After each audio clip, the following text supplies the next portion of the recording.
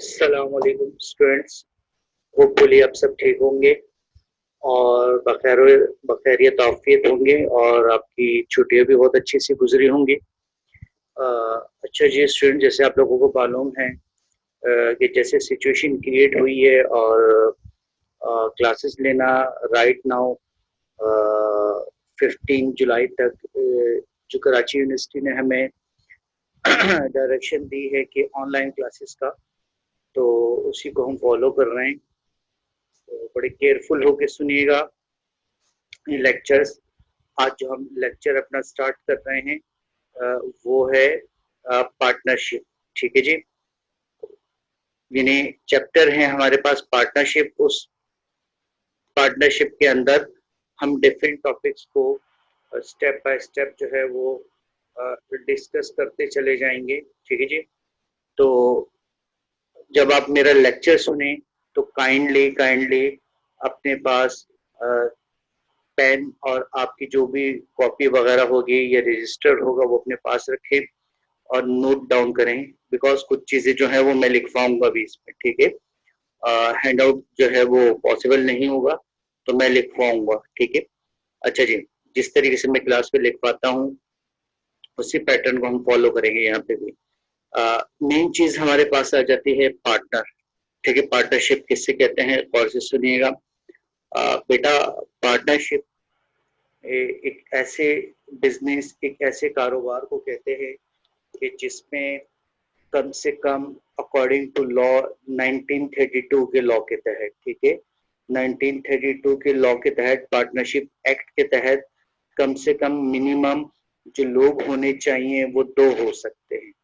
ठीक है, यानी मिनिमम पार्टनर्स कितने हो सकते हैं, वो 2 हो सकते हैं और मैक्सिमम जो लिमिट है पार्टनरशिप में वो 20 की है। ठीक है, तो याद रखिएगा मिनिमम कितने हो सकते हैं 2 और मैक्सिमम जो लोग होंगे वो 20 होंगे। क्लियर?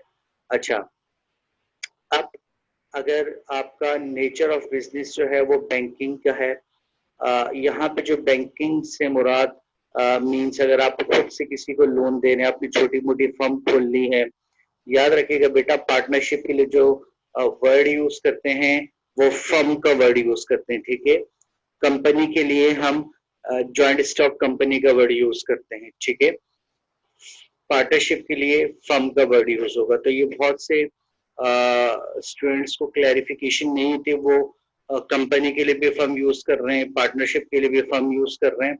तो पहला तो अपना कॉन्सेप्ट आप लोग क्लियर कीजिएगा कि जब भी हम पार्टनरशिप की बात करेंगे और फर्म का वर्ड आएगा तो उसका मतलब हम पार्टनरशिप की बात हो रही है, कंपनी के लिए कंपनी का वर्ड यूज होगा। क्लियर हो गया? तो याद रखिएगा बेटा, अगर बिजनेस जो है वो आपकी बैंकिंग का नेचर का है, ठीक है, जिन्हें आप 10 लोगों ने मिलकर अपना कोई छोटा सा कारोबार स्टार्ट किया जिसमें आप बैंकिंग से रिलेटेड ही ट्रांजेक्शन्स करने, लोगों को लोन दे रहे हैं। आपने देखो बहुत से लोग कर रहे होते हैं, छोटा मोटा कारोबार कर रहे होते हैं, ये फर्म खोली इस किस्म की जहाँ पे ट्रांजेक्शन्स वगैरह करते हैं, लोगों से उधार वगैरह ले रहे होते हैं। इसी तरीके से आपने देखा होगा कि माजी में 2014, 13, 14, 15 में कुछ लोगों ने जो है वो मुदारबा का कारोबार स्टार्ट किया था बिजनेस का। ठीक है, तो उनको भी हम फर्म ही कहेंगे, उनको हम कंपनी नहीं कह सकते। अच्छा, तो अगर बैंकिंग नेचर का है तो उसमें मिनिमम जो आपके पास लोगों की रिक्वायरमेंट होगी, यानी पार्टनर्स होंगे, वो मिनिमम 2 होने चाहिए और मैक्सिमम 10 होंगे। 10 से ज्यादा कम ये हमें पार्टनरशिप एक्ट 1932 अलाउ नहीं करता। अच्छा, फिर अगेन इस पे कंफ्यूजन आती है कि सर व्हाट अबाउट बैंक्स, आप बैंकिंग की बात कर रहे हैं तो ये जो हमारे पास मिजान बैंक है या एचबीएल है या ये है या वो है, तो बेटा याद रखिएगा फर्म के आगे लिमिटेड का वर्ड नहीं आता और जितनी भी कंपनीज हैं उसके आगे लिमिटेड का वर्ड आता है। ठीक है, अगर प्राइवेट कंपनीज हैं तो उसके आगे पीवीटी आता है और अगर पब्लिक कंपनीज है तो उसके एंड पे एलटीडी लिमिटेड आता है। तो अब जितने भी बैंक्स आपको नजर आते हैं अपनी इर्द गिर्द अपनी टेरिटरी में जहां जहां आप जाते हैं, तो वहां देखिएगा चाहे हबीब बैंक उसके एंड भी लिमिटेड होगा या मीजान बैंक हो या यूबीएल हो या बैंक अल बरका हो या तो वही इस्लामिक बैंक हो, व्हाटएवर, यूबीएल हो, एलाइड बैंक हो, किसी भी किस्म का अगर आपको बैंक नजर आए तो उसके एंड पे कंपलसरी है और नेसेसरी है एलटीडी लिखेंगे, ठीक है।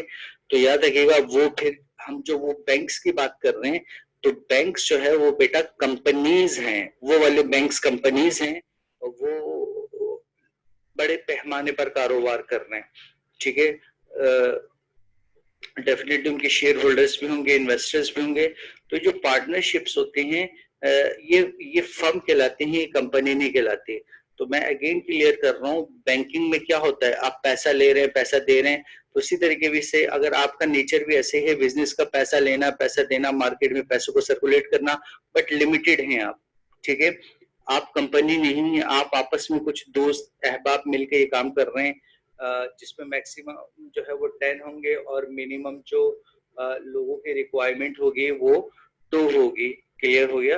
तो इस किस्म के कारोबार को हम क्या कहते हैं, पार्टनरशिप, ठीक है। तो वंस अगेन मैं क्लियर कर दूं कि पार्टनरशिप एक ऐसे कारोबार को कहते हैं, एक ऐसे बिजनेस को कहते हैं जिसमें मिनिमम लोग 2 होंगे और मैक्सिमम लोग जो हों वो 10 मैक्सिमम जो है वो 20 होंगे। But in case of banking, ठीक है, अगर बैंकिंग की नेचर का कारोबार है तो उसमें मिनिमम 2 और मैक्सिमम 10 होने चाहिए। अच्छा, अब पार्टनरशिप जो बिजनेस है ना बेटा, ये जब हम पार्टनर्स आपस में कारोबार करते हैं तो फिर इनके दरमियान में कॉन्ट्रैक्ट साइन होता है, ठीक है। उस कॉन्ट्रैक्ट में हम लिखते हैं कि जी किसने कितने पैसा लगाया, किसका कितना प्रॉफिट होगा, किसका कितना लॉस होगा, कौन कितने टाइम पीरियड के लिए है, कौन एक्टिव है, कौन स्लीपिंग पार्टनर है, वो तमाम चीजें हम डिटेल में लिखवाते हैं। लेकिन याद रखिएगा कि पार्टनरशिप की जो लाइफ है ना वो बहुत ही ज्यादा अनसर्टेन है, यानी अनलिमिटेड लाइफ नहीं है, लिमिटेड लाइफ है। क्यों लिमिटेड लाइफ है? बिकॉज अगर 6 पार्टनर्स हैं, उन्होंने पार्टनरशिप फर्म स्टार्ट की, तो कानून कहता है कि अगर उसमें से एक पार्टनर का इंतकाल हो गया, उसकी डेथ हो गई, तो पार्टनरशिप डिसॉल्व हो जाएगी, खत्म हो जाएगी। इसी तरीके से फर्म डिसॉल्व हो जाएगी। इसी तरीके से अगर कोई भी पार्टनर इंसॉल्वेंट हो जाता है, इंसॉल्वेंट का मतलब मैं आपको पहले भी बता चुका हूँ, दोबारा सुन लीजिएगा। इंसॉल्वेंट का मतलब होता है बेसिकली जब आपके लायबिलिटीज आपके एसेट्स से इंक्रीज हो जाएं, यानी आप हैंड टू माउथ हो जाएं, आपके पास 1 रुपए भी बाकी ना रहे, तो आप अपने कहने से इंसॉल्वेंट नहीं होंगे, बल्कि कोर्ट अदालत आपको इंसॉल्वेंट डिक्लेयर करती है, ठीक है। अदालत आपको इंसॉल्वेंट डिक्लेयर करेगी। क्लियर? जब अदालत आपको इंसॉल्वेंट डिक्लेयर करती तो अदालत आपको जो है वो डिग्री इशू करती है, जिसमें ये कंफर्म हो जाता है कि आप कोर्ट की तरफ से इंसॉल्वेंट डिक्लेयर हो गए। तो जब इंसॉल्वेंट हो गए तो उसका मतलब है आप ऐसे पार्टनर को अपने साथ रखना भी पसंद नहीं करेंगे, बिकॉज उसका तो कुछ है ही नहीं, तो बड़ी प्रॉब्लम्स क्रिएट कर सकता है। तो फिर ऐसी सूरत में भी उस पार्टनर्स को निकाल देंगे और पार्टनरशिप डिसॉल्व हो जाएगी। इसी तरीके से अगर कोई पार्टनर इंसेन हो गया, यानी उसका जहनी तवाजुन खराब हो गया, हो सकता है वो कार एक्सीडेंट में जो है वो जहनी तवाजुन खराब हो गया हो, या वैसे उसको बड़ा शौक लगा हो, तो डिफरेंट किस्म की जो है वो प्रॉब्लम्स हो सकती हैं इंसेन की, यानी वजूहात रीजंस बन सकती हैं। तो जब वो पागल हो गया, जहनी तवाजुन उसका प्रॉपर माइंड वर्किंग नहीं कर रहा, तो ऐसी सूरत में भी पार्टनरशिप क्या हो जाएगी बेटा, डिसॉल्व हो जाएगी, पार्टनरशिप खत्म हो जाएगी। क्लियर हो गया? ठीक है। तो ये मैंने आपको कुछ तरीकेकार बता दिया। या इसी तरीके से अगर कोई पार्टनर रिटायर्ड होना चाहता है, मजीद कंटिन्यू नहीं करना चाहता, तो भी पार्टनरशिप क्या हो जाएगी, डिसॉल्व होगी। तो ये ऐसी चीजें हैं कि अगर आज आपने स्टार्ट किया, हो सकता है 2 दिन के बाद किसी पार्टनर का इंतकाल हो जाए, या हो सकता है इंसॉल्वेंट हो जाए, या हो सकता है वो रिटायरमेंट लेना चाहे, या हो सकता है वो पागल हो जाए, तो उसका जहनी तवाजुन खराब हो जाता है। तो कानून कहते हैं फिर ऐसी सूरत में पार्टनरशिप खत्म हो जाएगी। अच्छा, फिर जहन में क्वेश्चन आता है कि सर अगर rest of the partners continue करना चाहें तो कंटिन्यू कर सकते हैं। बेटा हम बात कर रहे हैं कि जब 6 पार्टनर्स थे, उनके दरमियान में जो फर्म बनी थी, उनके दरमियान में जो कॉन्ट्रैक्ट साइन हुआ था, वो खत्म हो जाएगा। रेस्ट ऑफ द पार्टनर्स अगर विलिंग है, वो करना चाहते हैं, कंटिन्यू करना चाहते हैं, इंटरेस्टेड हैं, ठीक है, तो फिर वो कंटिन्यू कर सकते हैं, वो आगे उसको लेकर चल सकते हैं। लेकिन समटाइम्स ऐसा भी होता है कि जो पार्टनर जिसका इंतकाल हो गया या छोड़ के जा रहा है वट किसी रीजन से, तो वो बड़ा आपके लिए की पार्टनर था, आप सारे उस पर डिपेंड थे, उसको अल्लाह ताला ने बड़ी स्किल्स दी भी थी, उसको बिजनेस नेचर्स के बारे में बहुत ज्यादा मालूम था, ठीक है। तो फिर ऐसी सिचुएशंस में क्या होता है कि बाकी पार्टनर एग्री नहीं होते, उनको पता होता है कि यार हम में तो इतनी स्किल्स ही नहीं है, लेकिन अगर आप ये समझते हैं कि यार नहीं, इसके अलावा भी हम आगे कंटिन्यू कर सकते हैं, रेस्ट ऑफ द पार्टनर्स आगे अपने बिजनेस को लेके चल सकते हैं, कारोबार को लेके चल सकते हैं, तो ठीक है, फिर आप एक नया कॉन्ट्रैक्ट साइन करेंगे। एक नया कॉन्ट्रैक्ट जब साइन आएगा तो इसका मतलब एक नई फर्म बनी, ठीक है, नाम वही रख सकते हैं आप, उस पर इश्यू नहीं है, लेकिन पार्टनर्स नए होंगे, एक नया कॉन्ट्रैक्ट साइन होगा, वो कॉन्ट्रैक्ट खत्म हो चुका, ठीक है। बेसिकली हम कॉन्ट्रैक्ट को देखते हैं, कॉन्ट्रैक्ट जब खत्म हो गया पार्टनरशिप भी खत्म होगी, कॉन्ट्रैक्ट नया है तो एक नया कारोबार स्टार्ट होगा, ठीक है। अच्छा, पार्टनरशिप का फायदा ये है कि जो भी प्रॉफिट होगा वो सब में डिस्ट्रीब्यूट होगा और जो भी लॉस होगा वो भी सब में डिस्ट्रीब्यूट होगा, ठीक है। तो ये हमने पार्टनरशिप की डेफिनेशंस जो है वो मैंने आपको डिटेल में बता दी कि पार्टनरशिप है क्या, ठीक है। अच्छा, इसमें हम डिफरेंट टॉपिक्स को डिस्कस करेंगे स्टेप बाय स्टेप करके। एक तो हमारे पास टॉपिक आता है explain the advantages of partnership, या फिर एग्जामिनर पूछता है डिसएडवांटेजेस ऑफ पार्टनरशिप, या फिर एग्जामिनर पूछता है कि कैरेक्टरिस्टिक्स ऑफ पार्टनरशिप। इसी तरीके से फिर आपसे पूछता है कि टाइप्स ऑफ पार्टनर, और इसी तरीके से फिर टाइप्स ऑफ पार्टनरशिप, ठीक है। तो there is a difference between types of partners and types of partnership, ठीक है। फिर इसी तरीके से आपसे एग्जामिनर शॉर्ट क्वेश्चन में एक चीज पूछते थे जो बहुत से स्टूडेंट्स नहीं करते, और इनफैक्ट कुछ टीचर उसको स्किप भी करवाते हैं, पार्टनरशिप एट विल क्या होती है, ठीक है। फिर इसी तरीके से एग्जामिनर ये पूछ सकता है कि जी ये बताएं कि एक माइनर पार्टनर किससे कहते हैं, ठीक है, माइनर पार्टनर किससे कहते हैं, और माइनर पार्टनर की क्या राइट्स हैं, क्या लायबिलिटीज हैं, अगर वो कंटिन्यू करना चाहता है फर्म को तो फिर उसकी क्या राइट्स और क्या लायबिलिटीज होंगी, तो ये तमाम चीजें आ जाती हैं, ठीक है। फिर इसी तरीके से आ जाता है कि एक जो रजिस्टर्ड फर्म होती है जिसको आप रजिस्ट्रार से, ठीक है, जिस तरीके से आप अपने आप को इनरोल्ड करवाते हैं कराची यूनिवर्सिटी से, तो इसका मतलब है कि आपको डिग्री कराची यूनिवर्सिटी इशू करेगी, आपका जो ग्रेजुएशन होगा वो ऑथेंटिक होगा, उसमें कोई शक व शुबा नहीं होगा, और आपकी एक रिकग्नाइज डिग्री होगी। तो इसी तरीके से पार्टनर्स अपने आप को जब रजिस्टर्ड करवाते हैं तो उसके भी बहुत से फायदे हैं, और अगर नहीं करवाएंगे तो बहुत से नुकसानात होंगे उसके, ठीक है। अब क्या फायदे होंगे क्या नुकसान होंगे वो भी हम पढ़ लेंगे, एडवांटेजेस और disadvantages of registered firm and non registered firm. इसी तरीके से फिर एग्जामिनर आपसे पूछता है explain the implied and non implied authorities of partner, कि एक पार्टनर की इम्प्लाइड अथॉरिटीज और नॉन इम्प्लाइड अथॉरिटीज किससे कहते हैं, ठीक है जी। तो वो चीज भी हम देख लेंगे, इम्प्लाइड अथॉरिटी किसे कहते हैं और नॉन इम्प्लाइड अथॉरिटीज किसे कहते हैं, ठीक है। तो जैसे स्टार्टिंग में लेक्चर के मैंने आपसे कहा था कि आप अपने पास पेन और कॉपी या आपका जो भी रजिस्टर हो या जो भी डायरी जिस पे आप बेहतर समझते हैं लिखना वो अपने पास रखिएगा, ताकि एक सीक्वेंस वाइज आपको तमाम लेक्चर समझ में आए और वो आपकी कवर होते चले जाए, ठीक है। क्लियर हो गया? अच्छा जी, यहाँ तक तो मैंने आपको बता दिया कि पार्टनरशिप में ये 5 से 6 टॉपिक्स जो है हम डिटेल में डिस्कस करेंगे। क्लियर हो गया? अच्छा, आज जो हम सबसे पहले क्वेश्चन करने वाले हैं, क्वेश्चन है implied and non implied authorities of partner, ठीक है। तो स्टूडेंट, अगर आप लोग अपने पास क्वेश्चन लिखना चाहते हैं तो लिख लीजिएगा, ठीक है। एग्जाम में जो क्वेश्चन आता है वो क्वेश्चन जरा मेरे गौर से सुनिएगा, ठीक है। Explain the implied and non-implied authorities of partners. Explain the implied and non-implied authorities of partners. ठीक है, कि एक पार्टनर की क्या implied authority है, इसको अथॉरिटीज भी कहते हैं और पावर्स भी कहते हैं, ठीक है। एक पार्टनर की क्या इम्प्लाइड अथॉरिटी और पावर है, ठीक है। अच्छा जी, अब इम्प्लाइड का मतलब मैं आपको थोड़ा सा बता देता हूँ। देखिए, जिस तरीके से हर एक के लिए कारोबार के लिए कानून बनाया गया है, तो हम पार्टनरशिप एक्ट 1932 पढ़ रहे हैं।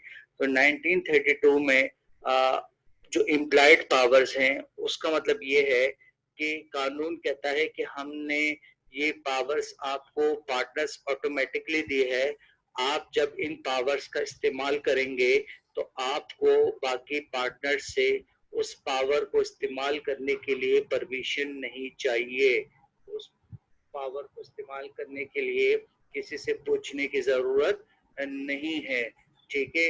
लेकिन इसके लिए कुछ आपको बाउंड्रीज बता दी गई हैं, दायरा अख्तियार बता दिया गया है कि आप सारे काम नहीं कर सकते।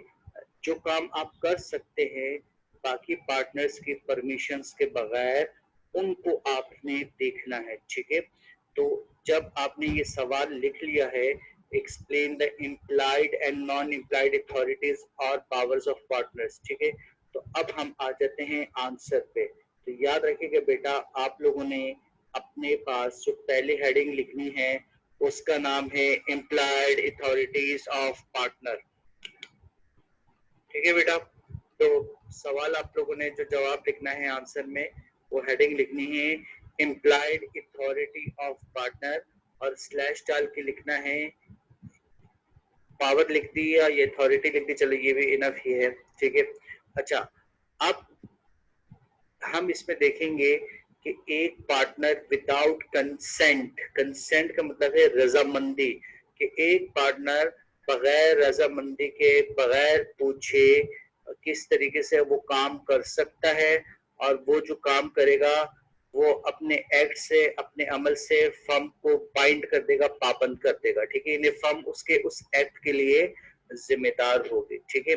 तो पहला जो मैं वन बाय वन करके आपको पहले बता देता हूँ, टेंशन न लें, ठीक है। वन बाय वन करके एक्सप्लेन करूंगा, देन मैं उसको लिखवा भी दूंगा, ठीक है, आसान से अल्फाज में।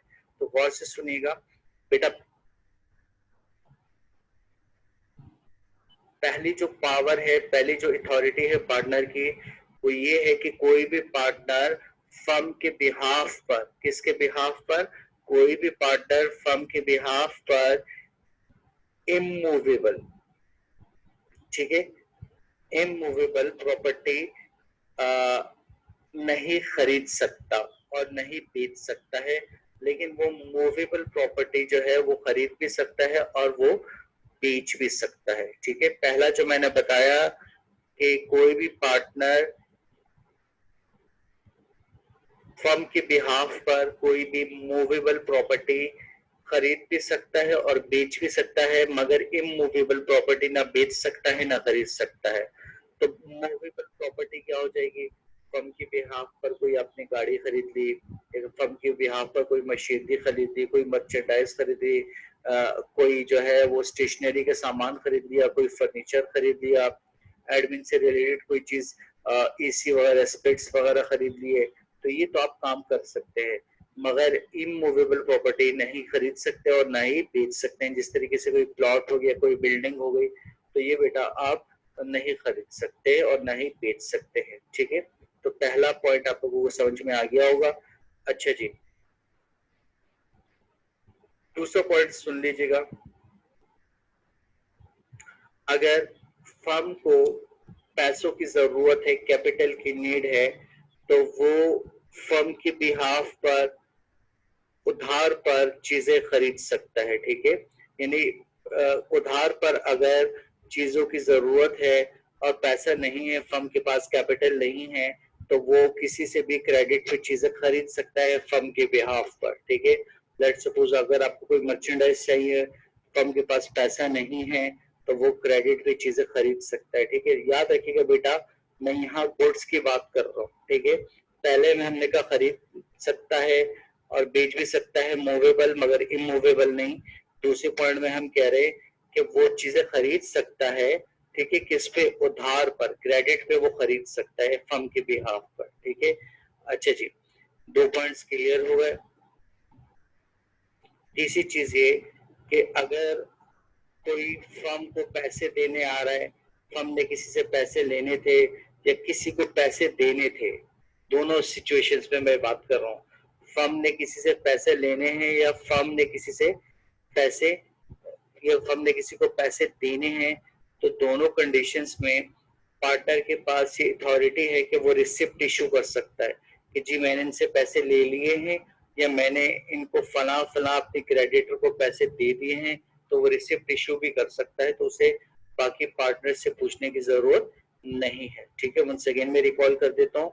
इम्प्लाइड अथॉरिटीज ऑफ पार्टनर पढ़ रहे हैं। पहले में फर्म के बिहाफ पर कोई भी पार्टनर प्रॉपर्टी खरीद भी सकता है और बेच भी सकता है, मूवेबल। ठीक है, उसे बाकी पार्टनर से पूछने की जरूरत नहीं कि मैं ये चीज खरीद रहा हूँ या ये चीज बेच रहा हूँ। ठीक है, अगर फर्म को चीजों की जरूरत है और पैसा नहीं है, तो वो विदाउट परमिशन और without consent of other partner firm के बिहाफ पे फर्म के लिए चीजें खरीद सकता है उधार पर भी। ठीक है, तीसरा, अगर फर्म ने किसी को पैसा देना है या किसी से पैसा लेना है, तो वो ले भी सकता है और दे भी सकते हैं, तो उसके अल्टरनेट सबूत के तौर पर क्या देते हैं, रिसिप्ट इशू करेगा। जिस तरीके से आप लोग अपने इंस्टीट्यूट में जहाँ पढ़ रहे हैं, एम्स में, यहाँ पे अगर आप फीस सबमिट करवाते हैं तो वहाँ रिसिप्ट आपको इशू दी जाती है, जो इस चीज का एविडेंस है कि आपने फीस कंफर्म पे कर दी है। तो इसी तरीके से वो रिसिप्ट ले भी सकता है और दे भी सकता है कि जी हमने इनको पेमेंट कर दी है या इनसे हमने पेमेंट ले ली है। ठीक है, तो होपफुली ये तीनों पॉइंट्स आप लोगों को क्लियर हो गए होंगे। ठीक है, अच्छा जी, चौथा में वो क्या कर सकता है कि यहाँ तो हमने रिसिप्ट की बात की, रिसिप्ट के अलावा एक चीज और आती है, नेगोशिएबल इंस्ट्रूमेंट। तो ज्यादातर नेगोशिएबल इंस्ट्रूमेंट बेटा तीन किस्म के होते हैं, जो आगे जाके हम डिस्कस करेंगे। एक को हम कहते हैं चेक, एक को हम कहते हैं बिल ऑफ एक्सचेंज और एक को हम कहते हैं प्रो नोट। ठीक है, लेकिन ज्यादातर जो बिजनेस में यूज होता है वो चेक और बिल ऑफ एक्सचेंज होता है, सबसे ज्यादा जो होता है वो चेक का इस्तेमाल होता है। तो अगर आपने फर्म के बिहाफ पर आप चाहते हैं तो किसी को आप चेक इश्यू भी कर सकते हैं, यानी नेगोशिएबल इंस्ट्रूमेंट को ही हम ले लेते हैं, तीनों ही आ जाएंगे। तो फर्म के बिहाफ पर आप कोई भी पार्टनर नेगोशिएबल इंस्ट्रूमेंट इश्यू भी कर सकता है और वो रिसीव भी कर सकता है, यानी वो रिसीविंग भी कर सकता है और इशू भी कर सकता है। तो उसे किसी जो है वो पार्टनर से यहाँ पे पूछने की जरूरत नहीं होगी। ठीक है, तो होपफुली ये चारों पॉइंट्स आपको क्लियर होंगे। अच्छा जी, एक और पांचवा पॉइंट सुन लीजिएगा। पांचवें पॉइंट में वो ये कहना चाह रहा है कि देखें, अगर हम 10 पार्टनर्स हैं, ठीक है, हम 10 पार्टनर्स हैं, तो हम पे किसी ने केस मुकदमा फाइल किया हुआ है, मुकदमा दायर किया हुआ है, ठीक है, उसको हम कहते हैं सूट, SUIT, सूट कहते हैं मुकदमा करना। ठीक है, सूट कहते हैं मुकदमा करना। अगर फर्म पे हम 10 पार्टनर्स पे हमारी फर्म है, हम पे किसी ने मुकदमा किया हुआ है कि जी हमने उनके पैसे देने, तो याद रखिएगा कि 10 के 10 पार्टनर्स को अदालत में जाने की जरूरत नहीं है। कोई एक भी पार्टनर जाता है और फर्म को वो डिफेंड कर सकता है और फर्म के बिहाफ पर अपने हक में, अपने डिफेंड में वो एविडेंसेस प्रोवाइड कर सकता है, मतलब वो हियरिंग कर सकता है। ठीक है, प्रेजेंट हो सकता है। तमाम 10 के 10 पार्टनर्स को जाने की जरूरत नहीं, कोई एक भी पार्टनर चला जाए तो उसे बाकी पार्टनर से पूछने की जरूरत नहीं है। अच्छा, फिर कानून ये कहता है कि अगर फर्म को पैसों की जरूरत है, किसकी जरूरत है, देखो पिछले वाले पॉइंट्स में मैंने पैसों की बात नहीं थी, मैंने कहा गुड्स आप उधार पे ले सकते हैं। तो यहाँ अगर आपको पैसों की जरूरत है, फर्म को पैसों की जरूरत है, तो कोई भी पार्टनर जो उस फर्म की प्रॉपर्टी होगी, दैट इज कॉल्ड मॉर्गेज। जैसे आप बैंक से लोन लेते हैं, गिरवी रखवाते हैं, तो वो मॉर्गेज जो फर्म की प्रॉपर्टी है एज अ मॉर्गेज रखवा कर वो वहां से लोन ले सकते हैं। सपोज कर हम 10 पार्टनर हैं, हमें तकरीबन जो है वो 50 लाख का लोन चाहिए, ठीक है, 5 मिलियन का।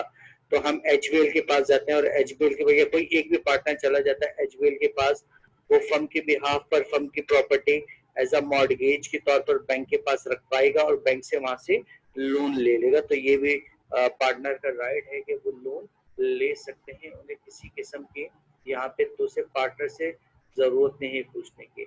इसी तरीके से अगर हम 10 पार्टनर हैं, हमारा किसी भी चीज का लेट सपोज बिजनेस चल रही है, लेकिन उस बिजनेस को चलाने के लिए हमें मजीद लोगों की, मजीद एम्प्लॉय की जरूरत है। तो याद रखिएगा, तो कोई भी पार्टनर अगर बिजनेस की नीड है, बिजनेस को चलाने के लिए मजीद लोगों की नीड है, ताकि काम जल्द से जल्द हो, तो वो एम्प्लॉय को रख भी सकता है, ठीक है, वो एम्प्लॉय को रख भी सकता है बिजनेस चलाने के लिए, तो वो किसी से पूछने की जरूरत नहीं है उससे, ठीक है। तो ये मैंने आपको तकरीबन ऑलमोस्ट 7 पॉइंट्स बता दिए हैं, ठीक है, क्लियर हो गया, 7 पॉइंट्स आपको मैंने बता दिए हैं।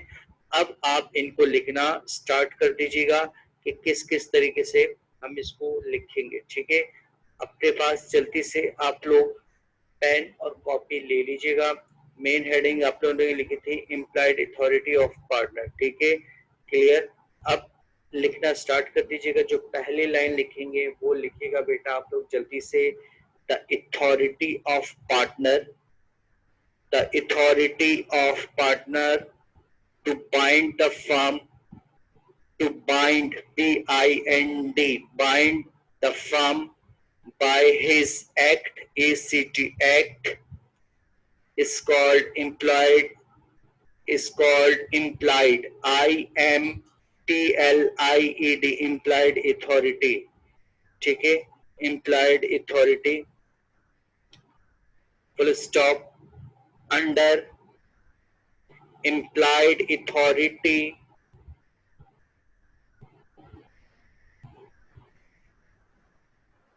under implied authority, a partner can do the following. Under implied authority, a partner can do the following. ठीक है जी। अब वो क्या क्या काम कर सकता है, जो मैंने 7 पॉइंट्स आपसे डिस्कस किए हैं, तो वो लिखना स्टार्ट कर दीजिएगा। पॉइंट नंबर 1 लिखिएगा, he can sell, S-E-L-L, he can sell movable property of the firm, he can sell movable property of the firm, but cannot sell immovable property, but cannot sell immovable property of the firm,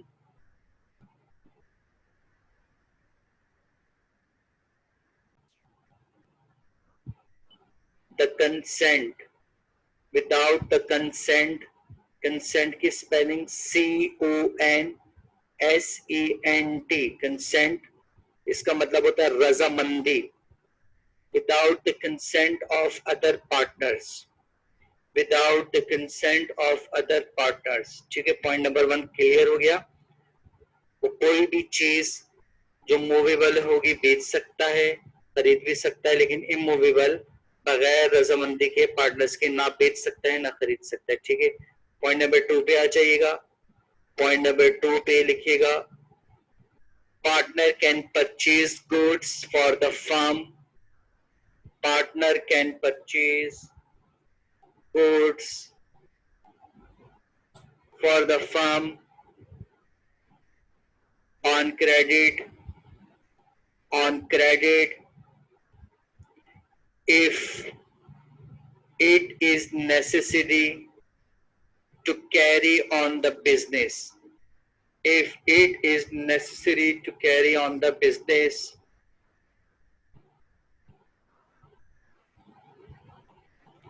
ठीक है जी। Point number 3 लिखिएगा, partner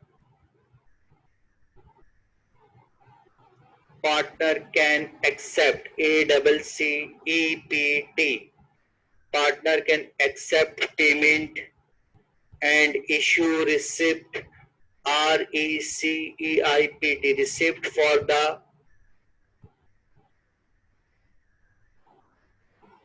them कर दीजिएगा, and issue receipt for them, THEM, them, on behalf of the firm, on behalf, BEHALF, on behalf of the firm, ठीक है।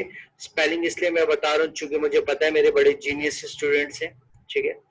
और genius के अलावा ना भी समटाइम्स आप लोगों को वर्ड क्लियर नहीं हो रहा, तो दैट इज व्हाई मैं स्पेलिंग रिपीट कर रहा हूँ, ठीक है। पॉइंट नंबर 4 लिखिएगा बेटा,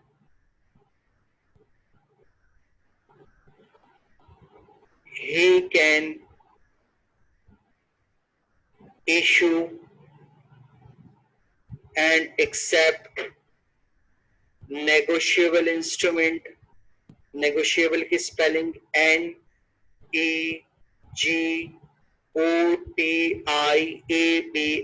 negotiable instrument on behalf of the firm. on behalf of the firm. negotiable में बता चुका हूं, तीनों चीजें आएंगी, cheque, pronote, bill of exchange. ठीक है जी। 5th पॉइंट लिखिएगा, partner can defend any suit, SUIT. partner can defend any suit, SUIT, filed, FILED, filed against the firm. filed against the firm। ठीक है जी।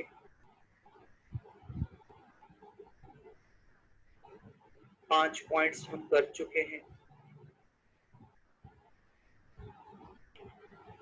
पॉइंट नंबर 6 लिखिएगा,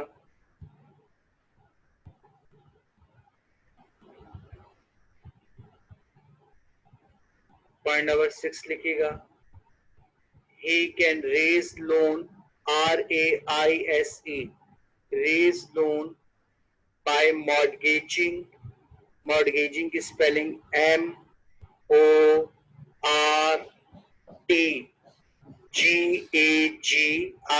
MORTGAGING, mortgaging property of the firm। ठीक है, जो मैंने उधार लेने वाली बात की थी कि वो प्रॉपर्टी रखवा के उधार भी ले सकते हैं। he can raise loan by mortgaging property of the firm। 6 points हम कर चुके हैं। 7th पॉइंट लिखिएगा, he can employ, EMPLOY, he can employ staff, he can employ staff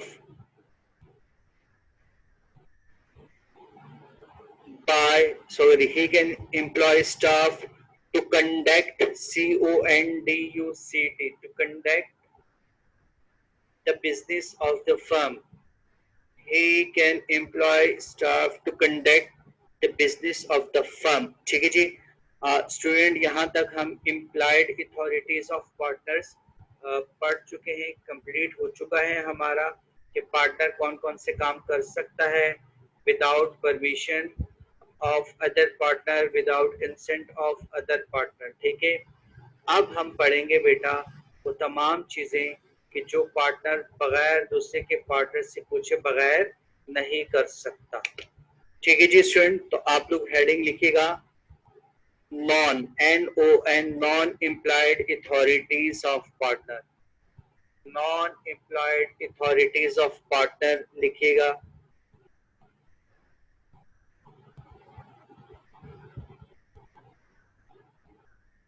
ठीक है, तो लिखिएगा a partner can not perform, a partner cannot perform the following acts।